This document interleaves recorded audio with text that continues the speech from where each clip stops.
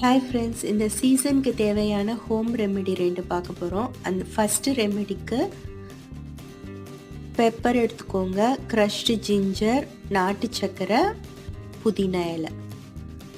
இதில் 1 டம்ளர் தண்ணி ஊற்றி நல்லா கொதிக்க விடுங்க. தண்ணி கொஞ்சம் சுண்டி வந்த உடனே ஃபில்டர் பண்ணி எடுத்தோம்னா ஃபஸ்ட்டு ரெமெடி ரெடி ஆகிடும். இப்போ செகண்ட் ரெமெடி எப்படி செய்கிறதுன்னு பார்க்கலாம்.